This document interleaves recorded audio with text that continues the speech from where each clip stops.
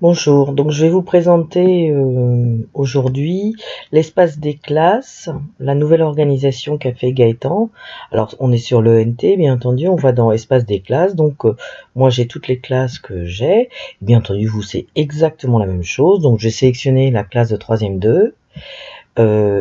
Gaëtan a complètement réorganisé, alors vous voyez les onglets, hein, donc là par défaut, quand on va dans l'espace classe, on se retrouve sur le blog, mais il a ajouté l'agenda, le forum, un chat et un dossier et dossier partagé. Alors on va commencer par le blog. Donc vous voyez que Gaëtan a rajouté toutes les matières. Alors bien entendu, elles sont sur plusieurs pages, hein. Il faut appuyer ici pour accéder à la page 2. Voilà, et ainsi de suite. On va retrouver toutes les matières. Et c'est bien entendu dans le blog que vous allez écrire.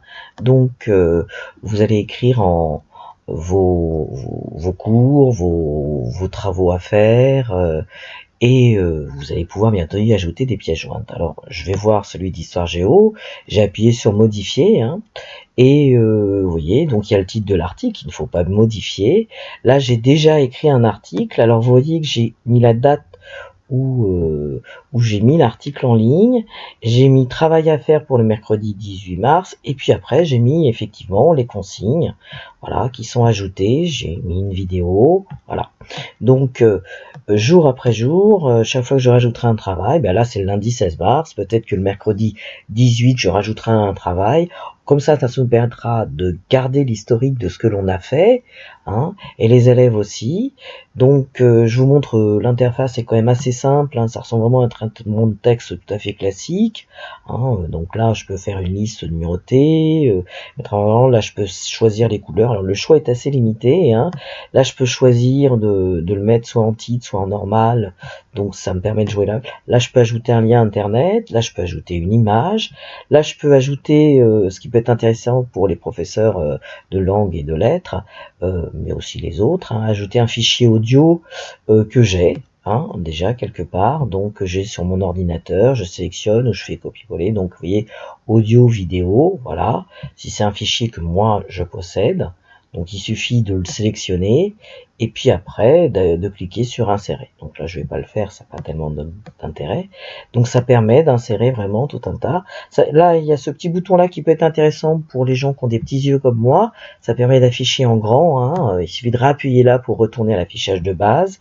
Donc on va pouvoir écrire, on peut, hein, donc vous voyez qu'il y a toute une série de possibilités.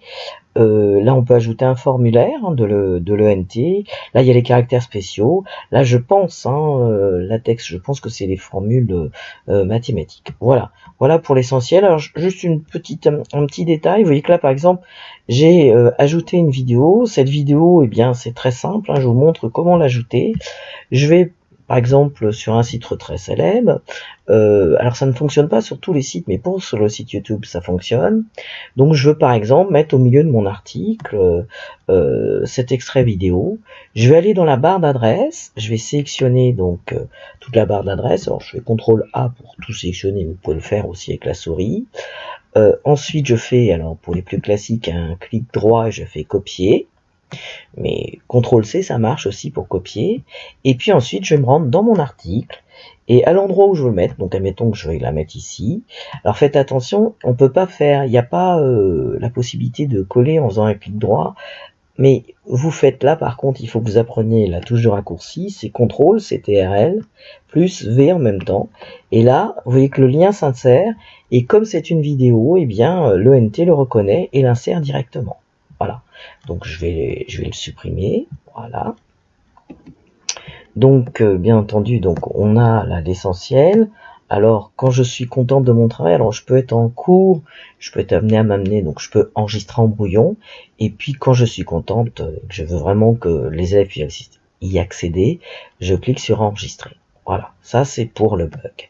Alors, le nouvel outil qui va nous permettre d'assurer la continuité vraiment pédagogique et de gérer au mieux le travail des élèves, eh bien c'est l'agenda. Alors l'agenda, c'est très facile. Vous voyez que j'ai déjà rajouté qu'ils avaient un travail à faire en histoire. Et si je veux rajouter un travail, par exemple, pour jeudi à 8 heures, quoi. Nous, on va plutôt rester dans la journée, 8 heures par exemple, voilà. Je clique ici, je vous montre. Il suffit de mettre comme titre travail en maths, par exemple. Voilà. Donc là, il y a là c'est la date où je veux que le devoir soit fait. Il n'y a pas besoin de mettre lieu. Voilà. On peut effectivement rajouter une pièce jointe, mais je pense que c'est le plus simple, c'est de le rajouter plutôt dans l'espace classe. Là, vous écrivez, et puis il n'y a plus qu'à cliquer sur créer l'événement. Voilà. Donc une fois que j'ai créé, voilà, je peux y retourner. Voilà, et éventuellement le modifier. Là, je vais le supprimer puisque je ne vais pas décider pour Madame Aleno s'il y a du travail en maths ou pas. Voilà. Donc ça va nous permettre à nous, eh bien, de gérer et de nous rendre compte que, par exemple, tel jour, il y a beaucoup de travail, peut-être qu'il vaut mieux déplacer à un autre moment. On est bien d'accord que dans le cadre où on est, on ne va pas surcharger nos élèves de travail, mais voilà, un outil vraiment créé par Gaëtan qui est vraiment très très intéressant et qui va vraiment nous permettre de bien gérer notre travail. Un autre outil qui est intéressant, c'est le forum. Alors, vous voyez, par exemple, là, j'ai créé le forum en histoire géo, EMC.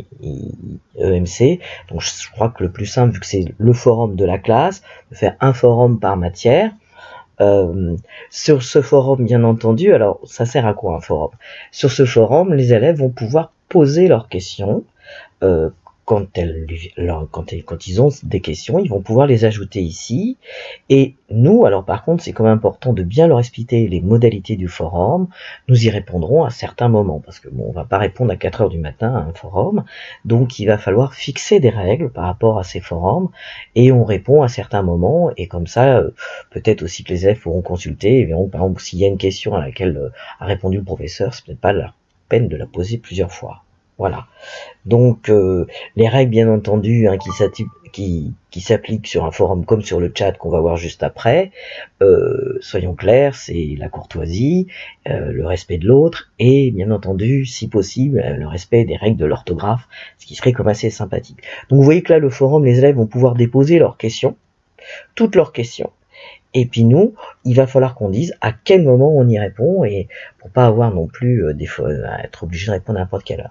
Le chat c'est un petit peu différent puisque le chat c'est, voilà, j'en ai créé là un ici en histoire géographie, je vais en créer un autre pour vous montrer. Donc on appuie sur créer un espace de chat. Je vais donner le titre du chat. Bon, chat, on peut mettre note. Voilà. Et là, vous voyez que dans le résumé, vous pourrez indiquer à quel moment vous allez répondre. Date d'activation, c'est la date du début, voilà. Et ce qui est intéressant, vous voyez, si par exemple je veux faire un chat tel jour, ça veut dire que les élèves à ce moment-là, ils vont pouvoir en direct, et c'est un peu la différence du forum, où là au forum, sur le forum, ils déposent leurs questions et nous on y répond à certains moments. Par exemple, moi je peux prévoir en fin de semaine, je pense que ça serait assez judicieux dans le cadre des troisièmes pour qui j'ai donné un travail, ou mercredi après qu'ils aient tous rendu leur devoir, vendredi là par exemple, prévoir un moment et vous voyez qu'il y a le début de l'heure. Alors on va peut-être pas le mettre hors temps scolaire, mais par exemple on va pouvoir mettre qu'on va chatter de 14h, j'ai essayé de reprendre l'heure un petit peu, par exemple de 14h à, et là on va mettre l'heure de fin, ça veut dire que de 14h05 par exemple à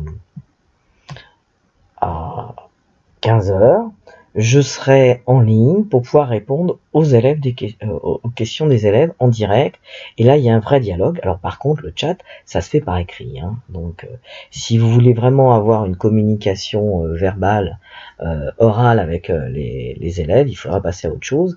Et je pense que vous pourriez, ceux qui sont intéressés, passer par la classe verbale. Donc, j'ai créé mon espace de chat. Voilà. Et j'ai donné les horaires. Alors vous voyez que là par exemple il y a marqué espace fermé, il ne s'ouvrira qu'au moment du chat. Donc il faut bien prévenir les élèves des moments où les chats, donc il va falloir mettre ça en place. Voilà. Le dernier dossier, c'est dossier partagé. Alors c'est intéressant. Alors là normalement il y a toutes les matières, mais si jamais vous vous rendez compte que certaines matières manquent, c'est très simple. En haut il suffit de créer le propre dossier de la matière. Après dans ces dossiers, eh bien on va pouvoir partager avec les élèves et les élèves vont pouvoir partager avec nous. C'est ça qui est intéressant. Par exemple, voilà, on peut donc ajouter un fichier. Donc par exemple, imaginez nous avons donné un travail à faire aux élèves.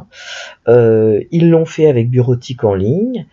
où ils ont fait, et ils vont pouvoir nous le renvoyer comme ça et le partager avec nous.